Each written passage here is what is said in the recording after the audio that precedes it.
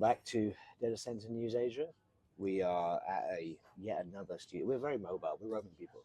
It's not even COVID. We're in your what swanky new This is office in slash my club. Yeah, this is in my office for face-to-face meetings downtown. It's a convenient location. If you do want to find out where it is, just hit me up. Disco Still balls doing on this evening, glitzy, glamorous. well Perfect. illuminated though. It's good for a data center news show, I think. Perfect. Speaking of data center news, we've got a couple of interesting stories this week. We've got some energy companies getting into data centers. We've got some data center companies getting into energy. The infrastructure confluence continues. Let's start off with the first one, shall we? So this is a story, I was going to say from GIP, but really Vena is a big enough business itself. So Vena Energy, which those of you who are from a renewables background like myself will know, came from Equus Energy, was acquired by Global Infrastructure Partners back in 2019. It's a big deal, $5 billion. And they are launching a data center business, which they are calling Vena Nexus. Yeah, really, really interesting story. This. So obviously, there's a lot of transferables from an energy business into a DC business, a lot of know-how, etc.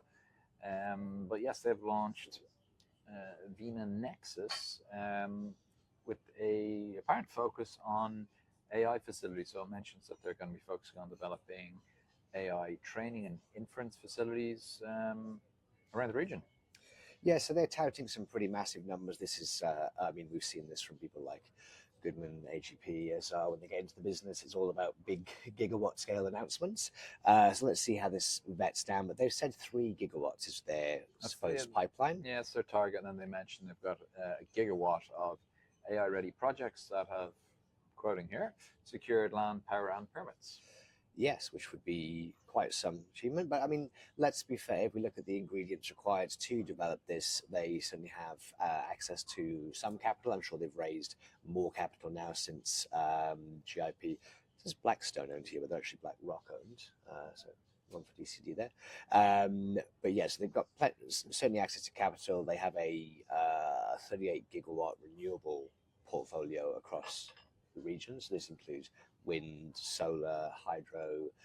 They own a lot of battery storage as well. So yeah, certainly an interesting position to see where they come into this. And yeah, certainly going to be providing potential value to the power constrained parts of the industry. Yeah, and it mentions where they have current footprint. Oh, in terms of the power assets. They're big in Taiwan. I remember that. They have they've put current footprint in Japan, Singapore, Malaysia, and the Philippines. Yeah.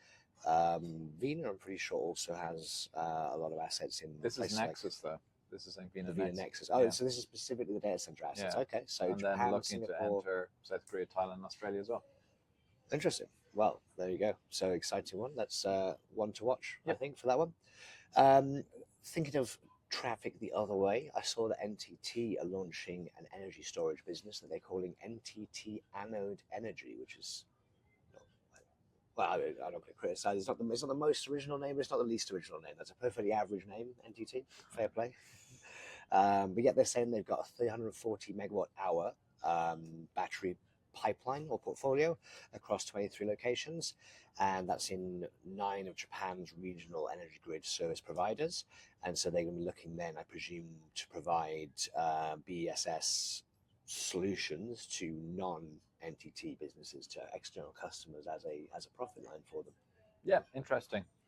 I believe we skipped the GIP Thailand story we were going to cover. This one was kind of related, but yeah, okay, we've got a second GIP story, which is, so we did report on GIP entering the Thailand market, and at the time we did have the deal, but it wasn't in the press release, so this has been updated now to include the identity of the acquisition target, which is True IDC. Yeah, I think I actually mentioned True IDC when we previously reported, because I was aware it was True IDC, but maybe it wasn't clear. Anyway, so just to recover this. So this is CP Group, who are apparently Thailand's largest conglomerate, and who basically were I think reading this correctly, they were the founders of True IDC, or True IDC kind of spun out of one of their divisions. It's interesting because they want to invest more than $1 billion in Thai data centers There's an interesting phrase here which I wrote down. They said they wanted Thailand to become the digital hub of ASEAN. This collaboration with GIP will accelerate the realization of that goal. So potentially plans outside, or for GIP, or sorry, for True IDC to expand outside of Thailand as well with this funding.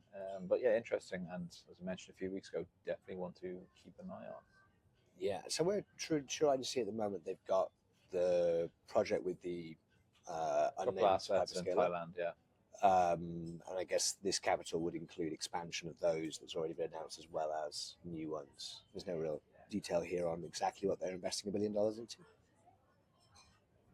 Yeah, big new data centers, I would guess. Well, safe bet there.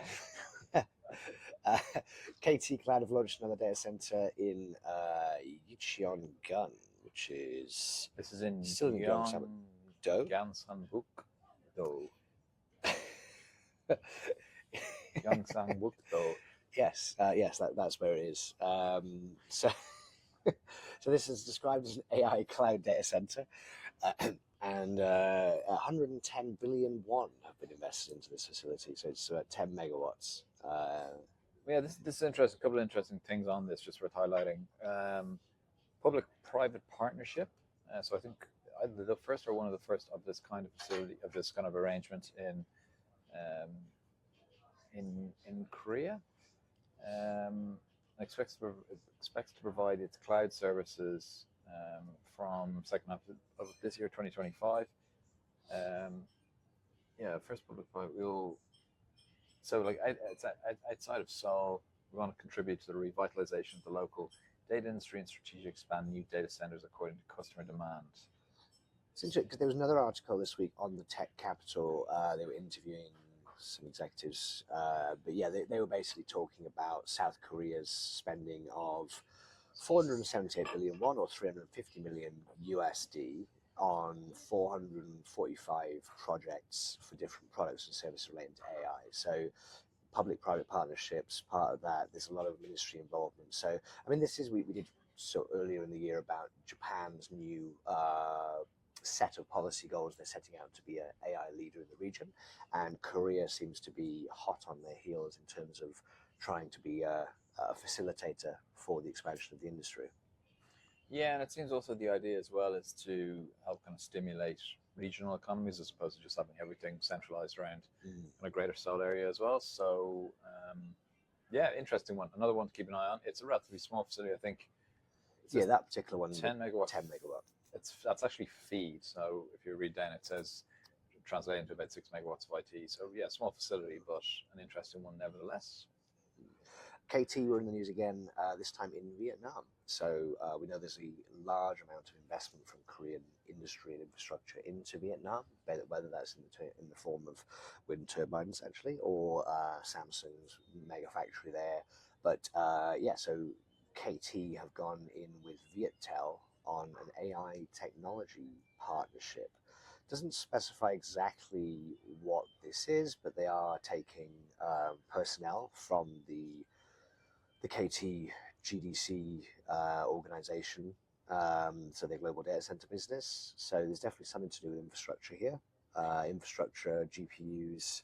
Yeah, so the investment value was relatively low, like less than $100 million, 94.6 according to this. But it does say, a long way in Vietnam. Well, in terms of physical infrastructure, the partnership will include AI-ready data center and a GPU service cluster. So yeah, relatively small to start, but potentially could grow into something much larger in the future. There we go. We always love a Vietnam story, the forgotten gem potentially. There was one more story that we were going to cover this week, which I did not take notes on, and then my Wi-Fi disconnected. So that was the CapitaLand story. Well, no, we've got the Microsoft as well. Oh, Microsoft in Malaysia. That one I know about. I didn't know we were doing the fire this week. No, we said we would, didn't we? All right, anyway, we'll do the fire. Let's start with Microsoft, though. Yeah, Microsoft. This is a pretty large story. Just kicking the camera.